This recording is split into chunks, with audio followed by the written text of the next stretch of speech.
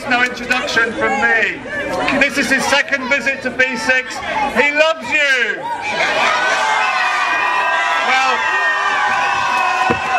brothers and sisters, it's great to be back at BSix, but it's a dreadful reason for having to be here.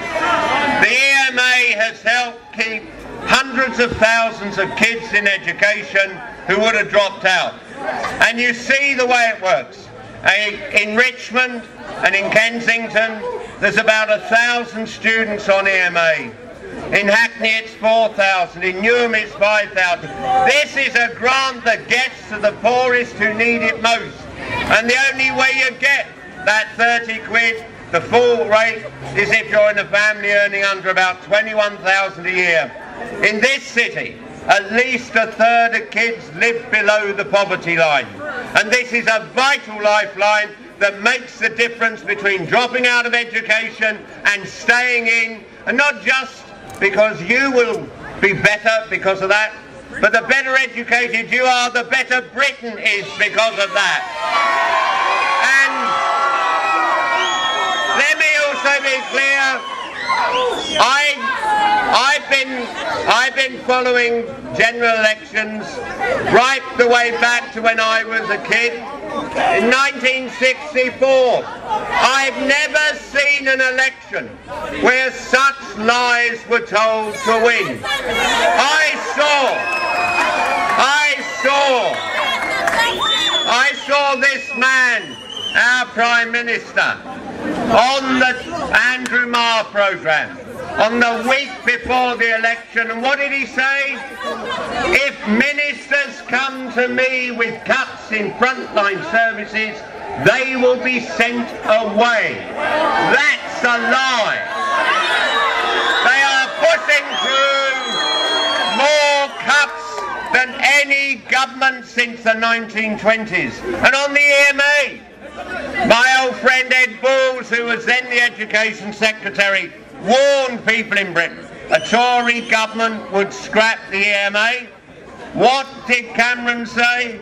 We've looked at this, we have no plans to scrap it. And that nasty swivel-eyed little guy, Michael Grove,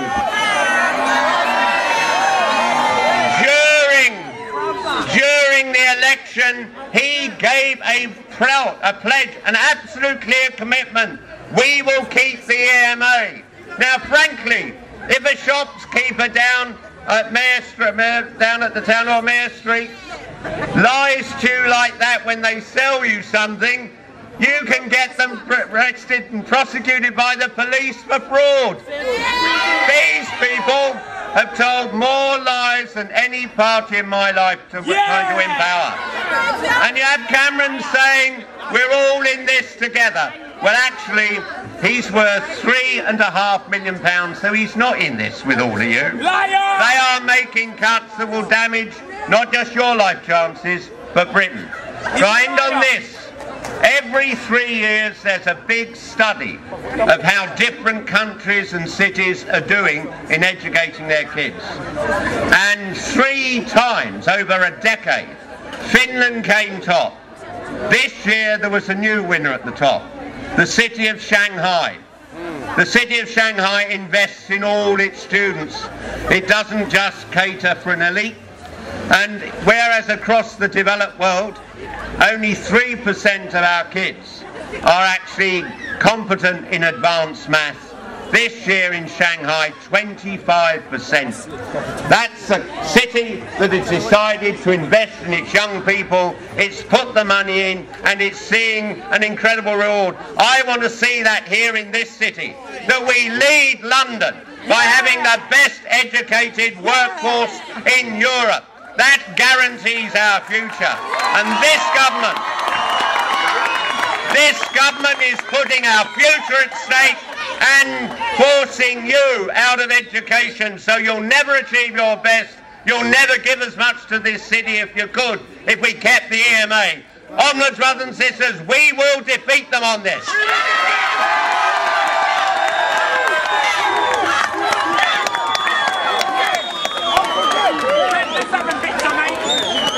Okay, now